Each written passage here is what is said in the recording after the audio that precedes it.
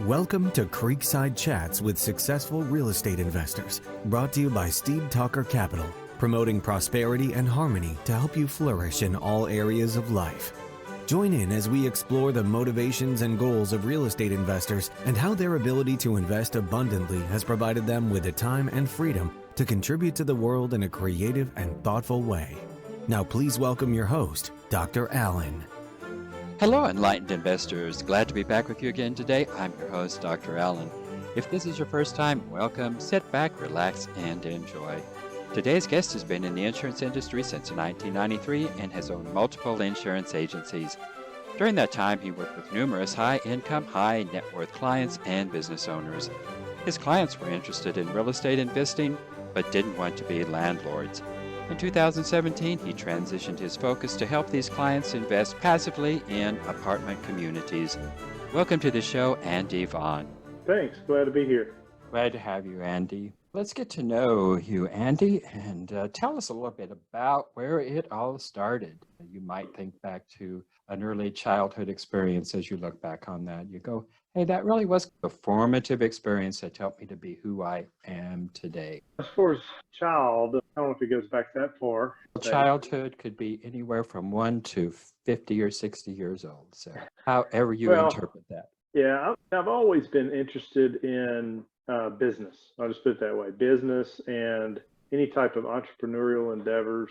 I think back to teenage years, from mowing yards and doing landscaping to baling hay, teaching swimming lessons. I can remember back even 10, 12 years old mowing yards and thinking, okay, I just went and mowed a yard for $30 in 2 hours. My friends are working for $6 an hour or whatever, and it just didn't take me long to figure out I just need to get a few more yards. But then fast forward to a young adult, we run out of college or whatever, and you start thinking about different things. And golf is a big part of my background, and I worked at area golf courses and country clubs, and I would see grown-ups during the middle of the week, in the middle of the day at the golf course, and that intrigued me. What do y'all do for a living that allows you to play golf when everyone else is slaving away at a job? Lots of questions, being inquisitive and that sort of thing. And it just kind of led me down the path of certain books and different things. And I realized that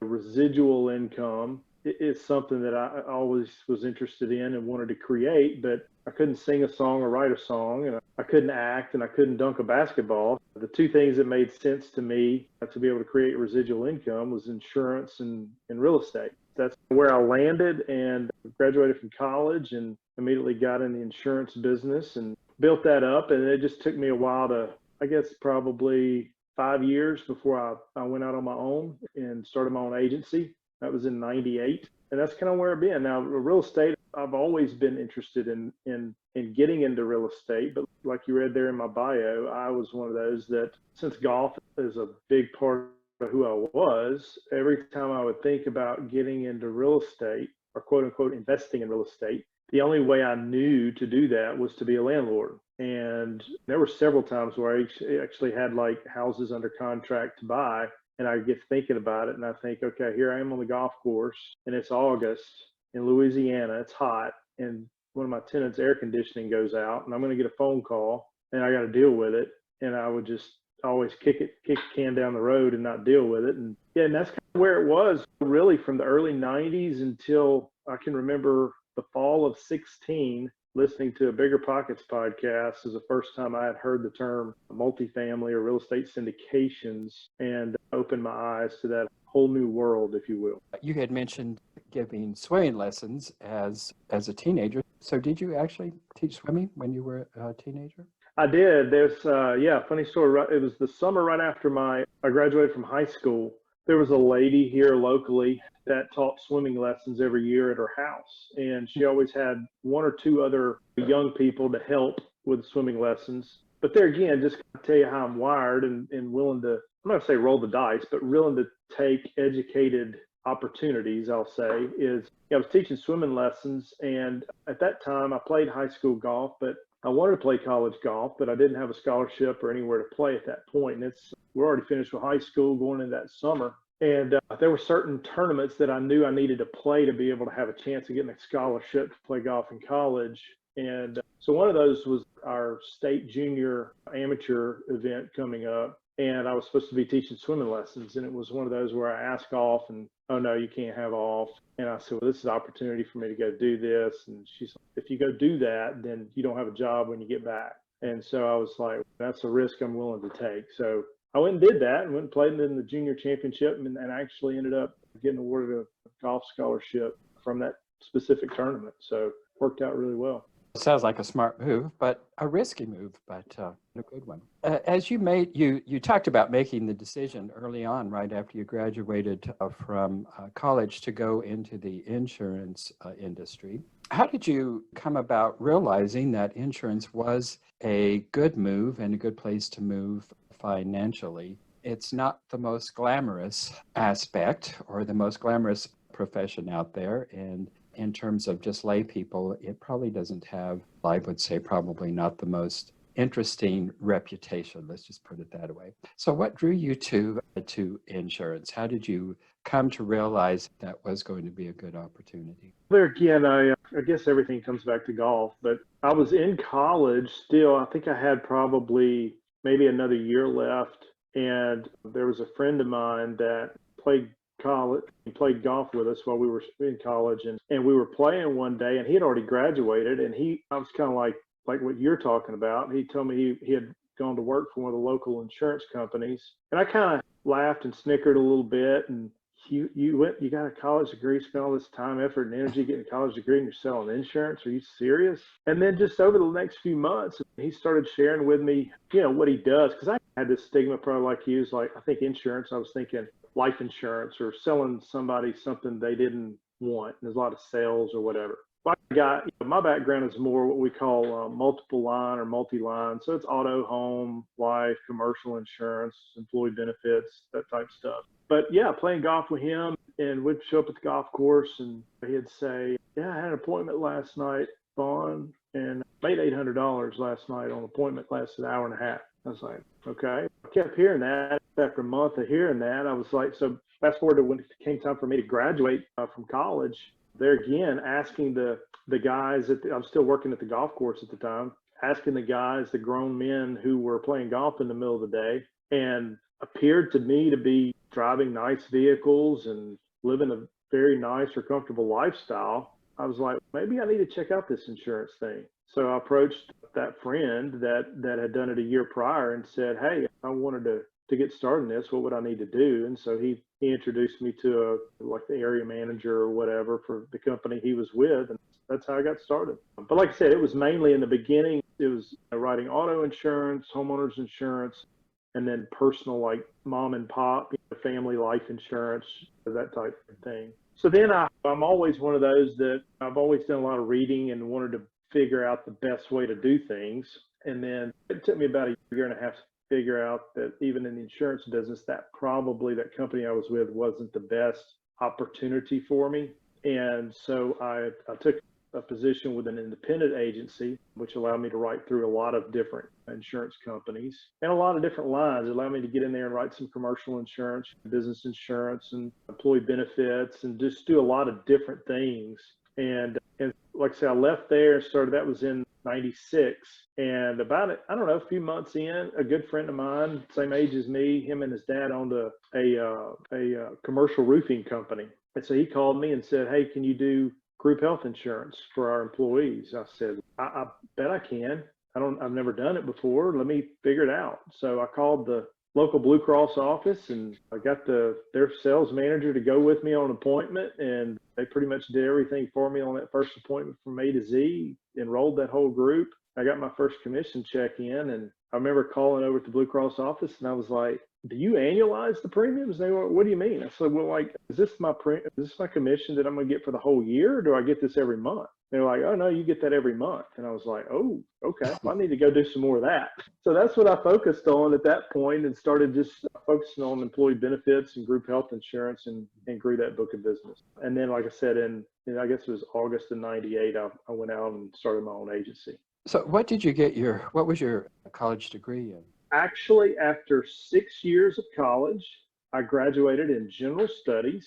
and I graduated a 132-hour curriculum with 188 hours. I could have gone one more semester and had 2 minors. I started out, I think, in business management. Then I wanted, for a while, I thought I was going to be like a golf club pro. So I actually went to Mississippi State for a while. At the time, they had a professional golf management program. I did that. I came back home. I think I was in marketing. Then I decided I want to be like the golf course turf management type stuff, the agronomy side. I took a lot of biologies and botanies and did that for a while. And finally it was like, okay, it's time to grow up and be done with this. So I was like, so I just changed my major over to general studies and graduated and got out, went to work. Well, interesting trajectory there. Following your intuition and following actually a desire to find an occupation that actually paid well and used your talents and your abilities to really their best ability there. Talk to us a little bit about you actually, I think it was 1998, 93, I guess it was, that's when you first went into the industry. And 98, I think, was when you opened your own firm, was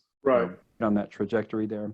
And it wasn't really until 2007 that you really started focusing up on insurance for the passive real estate investor. Talk to us a little bit about that transition and fill us in a little bit about what it is that you actually specifically provide for the passive investor as opposed to an active investor. There again, in the fall of 16, a friend of mine turned me on to the Bigger Pockets podcast, and I'd started listening to those, I guess probably, I don't know, maybe September, October of that year. I had a client that owned a lot of rental properties. He had single family residences, he had some duplexes, he had some commercial stuff. And I remember I had one of the homes insured for him, and he called me up one day to cancel the insurance on it. I said, would you sell it? And he's like, no, I'm tearing it down. And he said, I'm going to build some duplexes on that piece of land.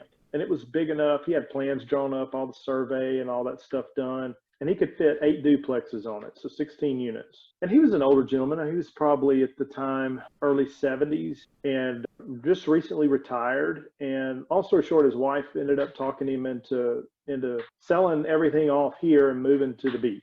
They bought a condo at the beach. And so he decided rather than building those duplexes, he was just going to sell the empty lot off. And his grandkids attended the same school that my kids did. And we were sitting at a basketball game one evening, catching up. Been a while since I've seen him. And he's, I got that lot. I asked him if he ever sold the lot. And he's like, no, I still got it. He's like, Andy, I got all the plans and everything drawn up and all the engineering work. He's like, why don't you do it? I got the contractor ready to go. Everything's done. You just you buy the lot from me and build it. So there again, always being interested in real estate investing, I started going down that road. And I don't know, I probably took a good month of looking at it and talking to the lenders and this, that, and the other. And at the end of the day, the point that I arrived at was it was going to cost me about 1.2 to 1.4 million. And that's a long time to carry that debt with no revenue stream, no income coming in. And I just wasn't comfortable with that being my first situation in real estate investing to jump off and do that. So at the end of the day, I passed on it. And but it just got me thinking again. I remember I went to the local bookstore and bought a couple of books on real estate investing. And it was a month or two after that, like I said, somebody turned me on to the Bigger Pockets deal, listen to that. And it was in November. I've tried to go back and look at the Bigger Pockets to figure out who that was that I heard. And I still haven't been able to figure it out. But it was like November of 16. I heard that podcast and it said real estate syndications. And so I started looking into that. I've got a lot of docs and dentists and engineers and a lot of professionals as clients over the years. And some of them we've even started business ventures with and have since sold off or whatever. But we've all talked about investing in real estate, and multifamily makes sense to me because if you can have more units under one roof as opposed to having them scattered everywhere. So I had a good friend of mine as a doc here in town, and he bought, I think it's 12 or 16 units, but he tried to manage them himself, and that was a nightmare, and ended up selling them all. So anyway, the whole thing made sense to me. I knew I had a lot of existing clients that I had talked with through the years that were always interested in investing in something if the right opportunity came along. So like I said, I just started researching that and going to some conferences and just learning this whole real estate syndication. And I just talked to enough of my clients and realized, okay, if the right opportunity came along, I could come up with a pool of money, pool of capital to be able to deploy, mine and theirs, that we could do something, we could find something. Then I started trying to figure out and talk to people about, I live in a little small area in Northeast Louisiana, so it's not a really growing area. So realize that if you do these apartment syndications, then you're not dependent upon having to invest where you live. You can literally invest anywhere in the United States that is actually growing. And started just researching job growth and population growth and all those sorts of things. And I've slowed down. I used to want to be one of those people that would shoot first and aim later. And through the years, I've slowed down a little bit. And so I took 2017 basically to learn, just it takes you a lot to get used to even the terminology that brokers use and lenders use, and learn all the terms and how cap rates work and all those different things. So I would say fast forward to January of 18, I went to a conference down in Tampa, met a lot of people from all over the country. I remember I sat next to a guy who had invested passively in 2 or 3 syndications, and he was about to do his first one actively, where he was going to be the sponsor, and ask him a lot of questions. And it just allowed me to get more comfortable with it and realize that you can do this, you can figure out how to do this. But I still realized I guess it was February of 18, I decided to, rather than me figure everything out by trial and error, I wanted to get a mentor. And I've always, even in insurance or whatever the business is, I've always been one that realized that I'd rather just quick start the thing. I'd rather go ahead and pay for knowledge and speed up the process than just slow rolling and trying to figure everything out. So I paid to be a part of a mentoring program. And that's where I actually met it was a small group, 4 of us, and met my partner on our first deal that we did. So that was kind of the process. And actually the guy that had that lot that tried to get me to develop those duplexes ended up investing passively. He's invested in three different deals that we've done so far. So yeah, and then a lot of those guys, the other doc that I mentioned that tried to do it himself actively, he's invested now in three of our deals as well. Just getting out there and talking to people and realizing that there's a lot of people interested, like I said, that they know real estate is an opportunity, but they were just like me and didn't want to deal with the headaches that everybody says, the tenants in the toilets or whatever. And multifamily, when you have an apartment complex large enough to be able to hire on-site management and on-site maintenance and all those sorts of things, a lot of those headaches are taken care of in that process. So are you typically acting as the syndicator on these deals, or are you just primarily pulling the pool of investors together and then working with the active syndicators? I would say both. In our first deal we did, it was just myself and a partner, and then we got passive investors. We had to actually bring a guy in to be a key principal because it was our first deal to do with Fannie Mae. They require somebody with prior experience to sign on the loan and act as a key principals. But he and I, we deal with everything. And that was a 36 unit in Greensboro, North Carolina. We bought it in June of 18. And then from there, I started going to the conferences and meeting people and networking and get involved in mastermind groups. And I wanted to learn. And my thought process was, okay, I still have a lot of people, a lot of clients, a lot of friends, family, whatever, that want to invest in these things. If I can pull together capital to bring to the deal, and I want to partner with someone with much more experience and be able to take down bigger deals and learn from them in the process. So I would say the next 3 deals after that, that's kind of more what it looked like. In other words, even though at that point I'd had experience on the Fannie debt, I still partnered with people with much more experience and a lot of more years operating for me to be able to learn. So yeah, but now it's come full circle to where I'm back at the point where I'm looking myself, in other words, to either by myself or with a partner, take down this next deal rather than being a small part of a much larger type deal. I've been a part of five different deals now that I think we're about total's about 760 doors. But there again, it's just when you invest passively, you're going to be a small part of. A lot of people like to beat themselves on the chest and not control. So yeah, you don't really control anything. But I'm on the general partnership, 5 different deals now. I've learned a lot, still learning every day, every week. but I'm at the point now where I'm really looking for that 100, 120 unit deal in a really good area. So that's where it's come full circle. I don't necessarily want to just raise capital and be a part of be a small part of a big deal that you don't have much input in. So I've come back full circle to where we were with our first 36 unit. I want me and a partner, or maybe me and 2 partners to, it's like years ago I read a book, The 7 Habits of Highly Effective People. And one of the things it says in there is begin with the end in mind. I'm not saying there's a right or a wrong. I'm not saying I'm right and somebody else is wrong. But I think a big part of it is you have to figure out what's right for you, and you have to begin with the end in mind. What am I trying to accomplish? I don't want another job. It's like in the insurance business. I didn't want an insurance job. I wanted a career that freed me up where I made good revenue and could create a nice lifestyle to be able to travel and go play golf and do things. And it's the same thing in this. So I'm not looking for a job. There's a lot of people that you got to like it, sure, but I don't want to go do something that's going to require me to work 60, 80 hours a week. And it's this big behemoth machine that you got to keep feeding because you got so much over. That's not for me. So ultimately, I want to get in a position where I've got 2 or 3 partners where we use our own capital, and it's not even a syndicated deal. I'm not one of these that thinks that syndications is the end all be all. Because at the end of the day, with syndicated, you have to report to investors and you have to send out reports and all those type things. And so beginning with the end in mind, I eventually want to get to a place where if I've got 3 or 4 partners and we're at a place to where we've got an average of, say, 100 units each.